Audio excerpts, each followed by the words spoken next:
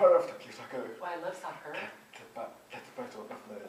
That's really Passion. the passion of my life. I don't play everything. And I played ever since I could walk.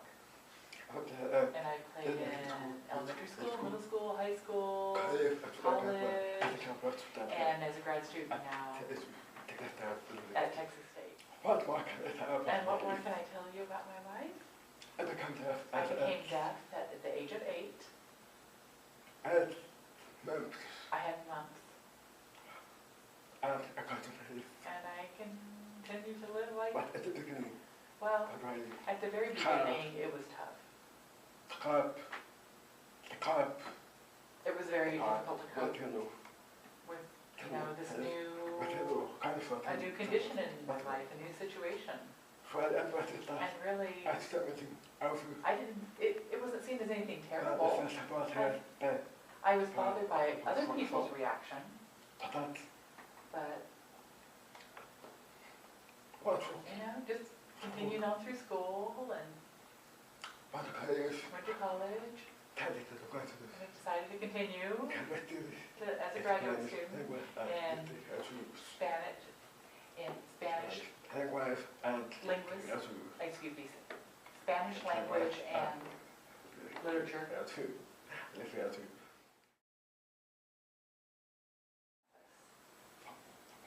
From me personally,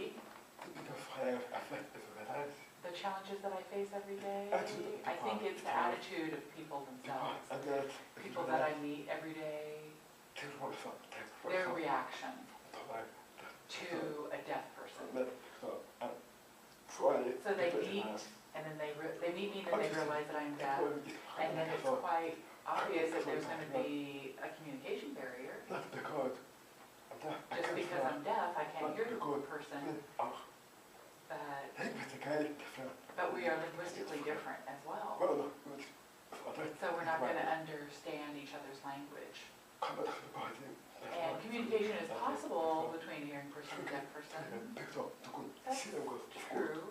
But a person then could sign or use other ways of communication like writing. If the hearing person is willing to do that, then we can have communication happen between us. Before we had like pagers and sidekicks and iPods and iPhones, I tend to carry a piece of paper or a pad in my pocket. And that way if I were to meet someone, because campus is big, and sometimes you can walk the whole thing, and then maybe a stranger would approach you and ask for directions, or how to find some building on campus. I couldn't hear them, so I just take out my pad and ask the person what they wanted. And some people, of course, were puzzled by that or put off by that. And you can see from their reaction that they didn't want any part of that. There's positives in that too. Some people's reactions were positive. They were willing to communicate, writing back and forth. Where they, mime a little bit or something. But it is a challenge.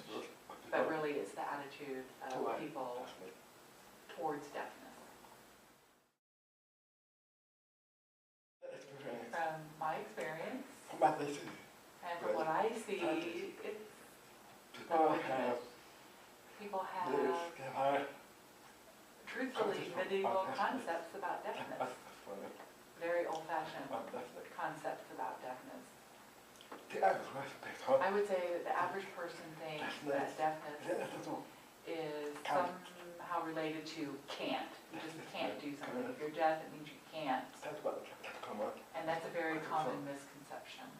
And also people tend to see deafness as a problem, as a sickness, as an illness that needs some sort of medication or medical cure. Deafness itself is not an illness. It's a condition, a state of being. It's part of your human nature.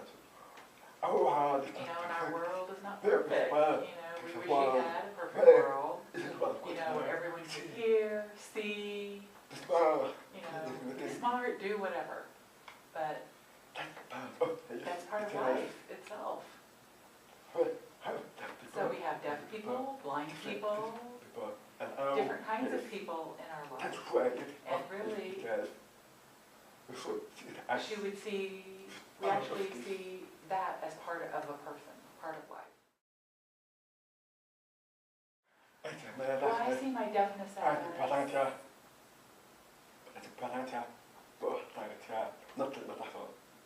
as potential, not as a limitation. If I were to see my deafness as a limitation, that would mean that I was rejecting my nature. And that would mean that I reject my humanness, my humanity. I would reject who I am. But to use, to say the quote, I'm proud of my deafness, I would say, I accept who I am, and I accept my humanity. I accept my culture. Oh, excuse me, my condition. As living. And then life goes on. You know, essentially, life goes on. And life is good.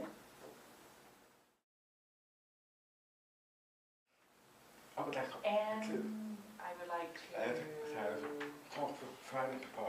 let you know that hopefully hearing people will listen to this piece of information. I would ask you to have more of an open mind on your perspective when it comes to deafness. And try to see deafness as not as a limitation or as a problem or as an illness or as a somehow responsibility for society.